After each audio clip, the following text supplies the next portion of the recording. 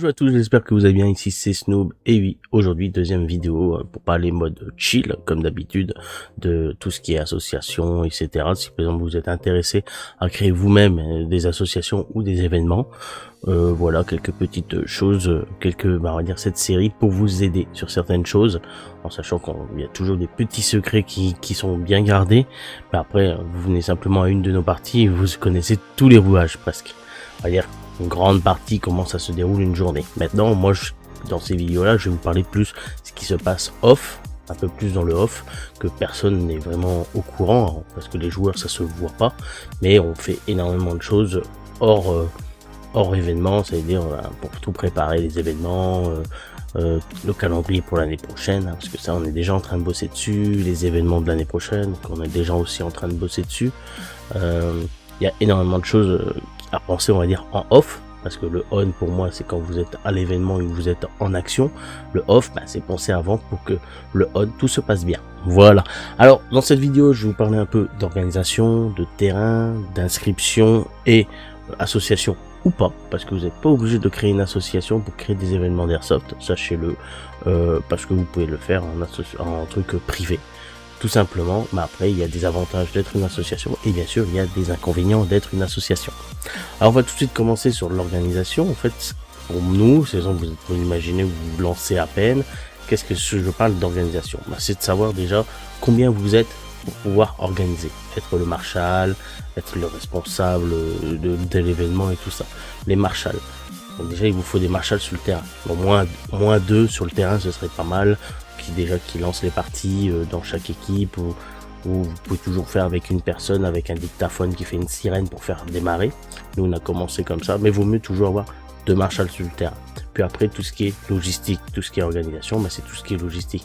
Le matériel, est-ce que vous avez capacité de ramener du matériel sur le terrain? S'il y a de l'électricité, s'il y a de l'eau sur le terrain, ça veut dire ça c'est sur la gestion de comment vous allez réaliser vos parties. Alors ça, faut bien sûr l'organiser et faire ça en amont. Si vous faites aussi à manger, comment organiser, qui va faire les courses, qui va faire ça fait énormément une petite équipe. Tout gérer soi-même, c'est possible, mais ne faites pas de repas et faites simplement organiser. Et essayez d'être aidé par un autre gars, mais pensez pas à jouer. Chez nous, moi en tant qu'organisateur personnellement, je ne joue pas. Quand j'organise, je ne joue pas. Quand je joue, je joue. Mais quand je suis organisateur, je ne joue pas. Comme ça, je suis à 100% dans l'organisation et régler les petits soucis par-ci par-là, être en zone de préparation. Il faut toujours avoir quand même un petit responsable en zone de préparation quand les joueurs jouent, pour éviter, on va dire, un peu les vols ou les gens qui retournent au truc, qui disent ça va, il y a quand même quelqu'un qui surveille, parce qu'il peut y avoir des personnes extérieures qui viennent voler du matériel, pas obligé que ce soit des joueurs qui viennent jouer là et qui se volent entre eux, hein. Bien sûr, on essaie que les gens ne se volent pas entre eux, mais voilà, il peut y avoir un gars extérieur malhonnête qui arrive et qui dit on sait bien qu'à l'airsoft les mallettes sont grandes ouvertes, les gens souvent ils prennent 2 à 3 répliques, il y a une réplique qui est là, hop, il y a un gars il passe, surtout si vous êtes en bordure de route pour les zones de préparation, il peut vite passer, rentrer, prendre un truc et se barrer. Surtout qu'il y a certaines répliques qui coûtent quand même assez cher. Alors essayez toujours aussi d'avoir quelqu'un en zone de préparation tout le temps pendant les parties, et au moins 2 marshals. Après vous tournez entre vous, ça c'est une organisation de votre part. Nous on parle de notre expérience et de notre vision des choses. Maintenant chacun fait ce qu'il veut. Essayez d'être minimum 3 pour organiser, on va dire, des parties quotidiennes, même OP. OP honnêtement, même à 3 c'est faisable si, comme on dit, tout est bien organisé en amont. Voilà, un peu sur l'organisation, savoir ce que vous voulez faire, est-ce que vous avez capacité humaine et aussi matérielle après, et ça c'est à prendre en compte et à travailler par rapport à vous. Ensuite, les terrains. Vous venez de vous lancer, vous n'avez pas de terrain, comment faire pour obtenir un terrain? C'est simple, privé, allez voir dans des terrains privés qui sont un peu abandonnés par leurs propriétaires, essayez de trouver le propriétaire, parlez de lui comme quoi vous voulez faire des événements avec des joueurs, en même temps j'entretiens votre terrain, ou même vous louez le terrain. Voilà, il faut dire que vous devez donner un avantage à ce propriétaire de vous laisser son terrain même si il s'en occupe pas. On va dire nous on va entretenir les arbres, on va couper des trucs et tout ça, mais commencez pas à avoir des terrains et faire une épave quoi. parce qu'il y a beaucoup de terrains qui sont prêtés à des propriétaires, à des gens qui font des événements d'airsoft, et le problème c'est qu'ils font n'importe quoi sur ces terrains-là. Et quand vous avez une association honnête qui veut faire des choses bien, avec du neuf, avec du bois et tout ça, bah souvent ils se font rejeter, ils disent non, la dernière fois il y a terrain à tel qui a été prêté par l'airsoft, et ils ont rendu l'état déplorable, plein de déchets partout et tout ça. Alors essayez de respecter quand même un minimum les terrains, même s'ils sont à prêter ou quoi. Entraînez votre terrain, faut l'entretenir, ça va vous ramener des joueurs, ainsi de suite, et ça il le faut. Et c'est surtout quand c'est un terrain que vous l'avez apprêté à un propriétaire et que vous êtes les seuls locataires sur le terrain. Quand vous êtes plusieurs, c'est toujours plus compliqué, mais quand vous êtes tout seul, faites quelque chose de bien et vous gagnerez en réputation par rapport aux joueurs qui vont dire ah, ce terrain-là, il est bien emménagé, il est propre, ainsi de suite. Et aussi vous gagnerez sur le futur, sur vos autres événements, parce que les gens pourront avoir confiance en vous, pour avoir d'autres terrains par-ci par-là. Voilà. Pour avoir un terrain propriétaire, contacter, trouver, c'est très compliqué. Sinon, vous pouvez aussi louer des terrains déjà d'airsoft. Il y a quelques terrains qui sont en location. Bien sûr, comptez entre 200 à 300 euros un terrain d'airsoft en location pour une journée. Il faut le remplir, parce qu'il faut dire, vous êtes là, vous mettez 300 euros de votre poche et que vous n'arrivez pas à le remplir, ben c'est un peu emmerdant. Voilà. C'est 300 euros en moins dans la caisse pour dire de pouvoir faire des objets, surtout que vous venez de vous lancer. Si vous voulez vous lancer, sachez que vous allez mettre des billes dedans. Personnellement, nous, quand on s'est lancé, on a mis 1500 euros dès le début de notre propre poche pour pouvoir se lancer et proposer des parties avec des systèmes électroniques et vraiment des choses qui ne vous voyez pas sur un terrain loué qui était un terrain d'airsoft de base. Donc nous sommes ailleurs. Mais on louait un terrain, déjà il y avait la location du terrain, plus après on a acheté du matériel, on a acheté de la cuisine aussi avec nos fronts personnels, parce qu'on voulait donner une expérience différente à ce qu'ils ont connu sur le terrain là, en sachant que nous étions 3 ou 4 personnes qui organisaient sur ce terrain. Et on voulait bien sûr se mettre à part. Faites toujours, essayez aussi de ne pas faire la même chose que les autres, faites quelque chose de différent, donnez une qualité d'accueil qui est peut-être différente, avec un jus d'orange et tout ça, une barre de céréales, du café à volonté et tout ça. Faites vraiment quelque chose de différent par rapport si vous êtes sur un terrain qui a déjà des parties d'airsoft dessus, pour essayer de ramener une clientèle soit différente, parce que ils aiment bien avoir un petit confort, ou aussi dire au fait là-bas c'est mieux, pour le même prix, on a ça. Voilà, il y a toujours moyen. Comme on dit, si vous êtes le but de faire des événements d'airsoft juste pour le plaisir, pour vous éclater et en avoir rien à faire de tout ce qui est argent et de pas en gagner, surtout de pas en gagner, vous pouvez faire énormément de choses avec le PAF des joueurs, sachez-le. Après, si vous voulez avoir de l'argent, vous avez le droit, mais faut pas non plus prendre les joueurs pour des cons. Voilà, parce qu'il y a des associations, certaines associations, pas tous, certaines associations, eux sont là et ils s'en foutent de dépenser 2-3 000 euros de leur poche eux-mêmes, même s'ils se font rembourser dans 2 ans, pour pouvoir proposer aux joueurs quelque chose d'unique. Pensez-y. Ensuite, on va parler un peu des terrains, voilà. Puis après, vous avez tout ce qui est mairie. Mais ça, si vous n'êtes pas en association, voilà pourquoi on rebombe sur tout le truc association. Et si vous n'êtes pas une association, la mairie, vous pouvez oublier. Parce que vous n'êtes pas une association, vous n'êtes pas déclaré, vous n'avez aucune structure légale. Alors ça, tout ce qui est mairie, vous oubliez. Voilà pourquoi est-ce qu'on a besoin d'être une association ou en titre privé. Qu'est-ce qui est avantageux ou pas? Sachez que nous en 2019 on organisait jusqu'en 2022 des parties privées, c'est-à-dire qu'on n'était pas une association, nous étions simplement une équipe. Voilà, il faut savoir qu'une équipe est légale, c'est-à-dire je dis voilà, je suis une équipe, je suis en tant que tel, c'est considéré dans la loi. Bien sûr, on n'est pas de structure légale, c'est une structure.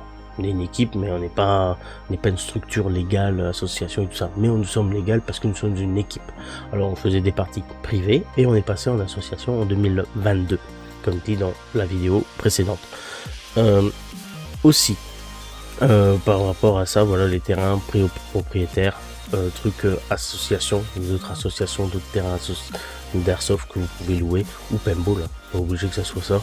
et les mairies, mais ça, il faut être inscrit en association pour pouvoir avoir la chance que la mairie ont des terrains en location pour les associations ou qui vous le prêtent gentiment, gratuitement. Bien sûr, en toujours en respectant les propriétaires, c'est-à-dire la mairie et la commune, pour éviter pour garder le terrain et pour éviter tout problème. Voilà. Et maintenant, est-ce qu'on a besoin de être une association pour créer, faire des parties d'événementiel Airsoft? Je vous dis que non, tant que vous n'avez pas besoin de la mairie ou quand vous voulez pas faire d'événements comme des OP, que vous voulez simplement faire des parties le dimanche ou le samedi, simple, sans prise de tête, ça, il n'y a pas de souci. Mais si vous voulez évoluer dans ça, ben là, vous serez obligé de créer une association pour pouvoir avoir tout ce qui est avantageux, tout ce qui est les avantages, question de l'État, des mairies, tout ça, pour louer des terrains communaux et avoir accès à beaucoup de choses. Voilà. L'inconvénient, c'est qu'il faut avoir une trésorerie, il faut se donner du temps, faut faire énormément de choses pour une association. Hein, c'est du travail aussi. Sachez-le que en privé, c'est aussi du travail, mais vous avez quelques petites choses que vous en foutez un peu, que l'autre, vous êtes obligé d'avoir un trésorerie, un secrétaire, un président, faire une assemblée générale, tout ça, en plus, avec tous les membres de l'association, faire une adhérence, toutes ces choses, tous ces petits trucs-là. Mais sinon, l'association est bien pour évoluer et faire des OP, des événements, des salons, des compétitions amicales, toutes ces choses-là, qui a vraiment un aspect officiel que de l'autre côté que c'est plus l'officieux privé, quoi. Et c'est pas ce qu'on recherche, on va dire, dans le système de l'airsoft, en sachant que c'est pas un sport et que c'est un loisir. Et ça nous sauve énormément question de sécurité des terrains, sachez-le, parce que sinon il y aurait énormément de terrains qui fermeraient, parce que question sécurité, faut le dire, c'est que comme c'est un loisir, il n'y a pas vraiment de normes de sécurité à respecter.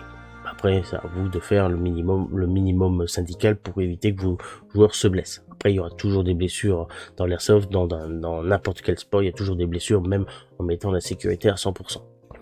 Voilà. Alors, aussi, maintenant, tout ce qui est inscription. Comment faire les inscriptions quand vous avez trouvé vos organisateurs et tout le reste derrière. Le terrain. Quand vous avez dit, on fait une association ou on le fait pas. Il faut savoir que dans une association, vous avez une assurance à payer. Vous avez vous vous inscrivez soit à la FFA, à la FFGN, ou sinon vous le faites vous-même à la Maïf. Personnellement, nous on est à la Maïf, on ne fait pas partie de ces deux fédérations. Après, le pour, le contre, selon les gens, vous faites ce que vous voulez. Nous, on l'a fait par rapport à ce que nous réalisons et notre idée de pensée, nous avons décidé d'être solo. Mais vous avez ces deux trucs, la Fédération Française, la FFG et la Fédération Française d'Airsoft et la FLGN, qui est deux bonnes fédérations selon vos envies. Moi, je ne dirai rien par rapport à ça. Chacun fait un peu ce qu'il veut. Mais sachez que vous avez une troisième option. Vous-même, avoir un contrat de la Maïf. Question assurance et événements. Si vous faites des événements ailleurs. Parce que ça, à la mairie, il vous voudra absolument ce papier-là pour les assurances en cas de destruction du matériel. Voilà. Alors, vous avez bien sûr tout ça. Maintenant, il faut faire les inscriptions. Comment vous allez faire? Déjà, Facebook. Facebook est l'un des trucs où vous pouvez avoir énormément de publicité, hein, vous avez énormément de groupes. Alors allez-y, vous marquez Airsoft francophone, Nord, Ouest, où vous êtes au fait, et vous allez trouver énormément de groupes qui peuvent partager vos événements et vous les partagez. Ensuite, avoir un site internet, soit vous faites les inscriptions par Facebook. Vous avez aussi la possibilité avec Allociné, excusez-moi, Allo Association gratuitement qui peut faire les paiements et tout ça, mais là il faut être obligé d'être une association pour pouvoir avoir accès à ça, sinon vous pouvez oublier, parce que c'est en fait un site internet qui est gratuit pour les associations et les gens peuvent faire des paiements en ligne et vous récupérez l'argent. Après ça, c'est si vous voulez faire que les gens payent avant d'être sur l'événement. Nous travaillons différemment pour les événements quotidiens.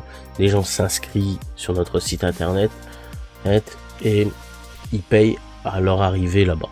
Après, chacun est différent. Il y en a souvent qui disent bah on passe par Allo, les gens payent et puis ils viennent, et s'ils viennent pas, ils perdent leur argent, en sachant que souvent soit c'est du 100%, soit c'est du 50%, soit c'est allez 5 € pour dire de valider le truc. Surtout si vous prenez un repas, c'est toujours perdu. Nous on a ce problème là, c'est que quand on prend les repas et on commande bien sûr un peu à l'avance, 2-3 jours à l'avance, et qu'il y a une équipe de 5 qui annule l'avant-dernier jour et qu'on a leur repas, c'est perdu. C'est souvent, nous on fait des frites fraîches, et il y a des choses que c'est perdu, quoi, du pain et tout ça, c'est perdu. Et le problème c'est que c'est bien aussi d'avoir pensé à ça, c'est-à-dire est-ce qu'on s'en fout de perdre, ou on dit moi je veux qu'ils m'ont un acompte de 5 € au cas où s'ils sont pas là, leur repas il est payé, si bien sûr vous faites des repas où dire ok il vient pas, au moins il y a 5 € qui rentrent dans le truc. Après ça, comme on dit, c'est au bon vouloir. Voilà pourquoi les inscriptions, vous avez là différentes méthodes. Ils s'inscrivent, ils payent le jour J, ou ils payent et ils sont inscrits. En sachant que vous pouvez faire par PayPal ou par virement bancaire. Vous n'êtes pas obligé de passer non plus sur Allo Assolo. Vous pouvez faire passer directement par Facebook et tout ça pour les inscriptions. Et aussi, n'oubliez pas que vous pouvez faire aussi des inscriptions avec Google... forum Google, forum je sais plus quoi là, des trucs de formulaire. Vous savez faire des inscriptions par là, et vous pouvez même faire des paiements par PayPal directement par ça. Bien sûr, vous aurez des frais, et il faut payer des frais aussi sur le forum. C'est un forum, c'est un truc de Google là, avec un système que vous pouvez utiliser pour aussi les paiements. Voilà un peu. En gros, ce que vous devez penser, avoir vos orgas, trouver un terrain, les systèmes d'inscription que vous voulez faire, vous voulez être dans une fédération ou pas, ou vous faites une association ou pas. Moi, je vous conseille la première année ou même la deuxième année, si vous avez les moyens de pas le faire en association. Voilà, c'est-à-dire si vous trouvez un terrain avec un particulier, un terrain privé. Après, si vous voulez, vous dites la mairie est prête à nous prêter un terrain et tout ça, mais il faut qu'on passe en association, passez en association. Voilà. Mais si vous avez moyen, ne le faites pas, et après passez en association, après ainsi de suite, et après vous évoluez au fur et à mesure. Voilà ce que j'ai à dire. J'espère que cette vidéo vous a plu. Voilà, je sais pas combien de temps elle a duré cette vidéo, mais en gros vous avez quelques points. Il n'y a eu pas de questions sur la première vidéo. Après, vous n'êtes pas nombreux non plus sur sa chaîne YouTube. Mais voilà. Comme ça, vous avez un peu les clés de savoir comment réaliser, on va dire, des événements d'airsoft ou autres, parce que c'est le même schéma. Maintenant, faire un calendrier, organiser toutes ces choses-là, ça prend un peu de temps en off pour que tout se passe bien en on. Allez, je vous laisse, je vous dis c'est Snoob, et je vous dis à très bientôt pour les OP. Et je viens d'oublier un petit truc. Parce que faut pas oublier, c'est que les OP, voilà, on va faire ça. Ici vous avez bien sûr le patch qui sera offert pour Sanatorium, pour les gens qui se vont à Paris là. Il reste encore 50 places, que je vous dis, je vous conseille d'aller vite parce que nous avons encore des gens en attente. Mais il y a déjà 50 places qui sont déjà validées. Alors, ne traînez pas, je vous conseille. Et ici vous avez bien sûr le patch pour le mois de mai, là pour l'OP au fort à côté de Laon. Bien sûr qui est offert, ils sont offerts à tous les participants des OP, et uniquement aux participants des OP. Vous ne pourrez pas l'avoir autrement. Alors celui-là c'est pour Paris, pour le mois de juillet. Vous avez bien sûr celui-là pour le fort, voilà, qui est bien sûr donné à tout, qui est compris dans le PAF. Et vous avez celui-ci qui est qui va bientôt ouvrir, c'est pour l'OP du mois de septembre, full scénarisé non-stop sur le thème d'Afghanistan. Voilà pourquoi vous avez le drapeau afghan, et vous avez ici le symbole de l'OTAN et la couleur bleue qui rappelle l'OTAN, et bien sûr notre logo à nous. Ça pareil, ce sera offert uniquement pendant l'OP scénarisé. Et sachez que chaque année, il y aura différentes choses. On pense à un pins l'année prochaine, bien sûr différent. Et chaque année, chaque OP, il y aura bien sûr des goodies offerts dans le PAF. Au cas où vous avez notre patch à nous qui est ici, qui est disponible sur notre boutique, sur maintenant les amis en ligne il n'y a pas si longtemps, pour bien sûr pour nous soutenir sur nos différents projets. Ceux-là ils sont à 10 €. Vous allez dire ouais c'est cher et tout ça, mais dites-vous que c'est pour nous soutenir. On pourrait le vendre moins cher, clairement on pourrait le vendre moins cher, mais c'est pas le but. On veut que les gens quand ils l'achètent, on a vraiment un impact direct direct sur la somme qui est demandée. Surtout c'est du PVC en 3D avec le scratch et tout. Et c'est une forme assez unique. C'est 10 €, vous avez nos pins, vous avez des gobelets et tout ça pour nous soutenir sur le site internet directement. Alors si vous voulez nous soutenir, voilà. Il faut savoir aussi que chaque OP vous allez avoir un gobelet. Là c'est le gobelet unique team, mais chaque gobelet est personnalisé par rapport à l'événement avec ici le patch et nos différents partenaires qui sont sur le côté. Celui-là il est seul parce que c'est le gobelet team unique. Parce que si on change de partenaire l'année prochaine, on veut pas que les anciens partenaires qui malheureusement nous suivent plus cette année soient sur les gobelets. Que sur les OP, vous aurez différents partenaires qui seront mis sur le côté, plus le dessin du patch sur le gobelet, qui sera offert bien sûr uniquement aux événements. Sachez que si ça vous intéresse, il y aura du rab, il y aura quelques patchs en rab, voilà, qui seront à disposition là-bas en vente, et des gobelets aussi à disposition si vous aimez bien d'avoir 2-3 gobelets et un patch.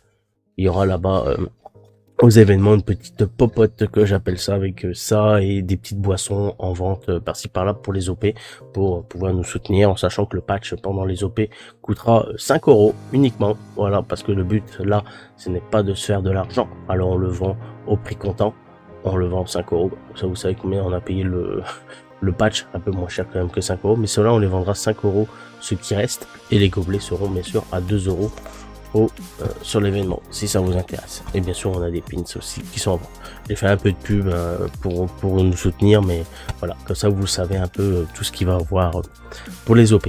Voilà, maintenant je vais vraiment vous laisser, je vous dis à très bientôt et merci d'avoir regardé cette vidéo en mode chill, association, comment organiser, toutes ces choses là.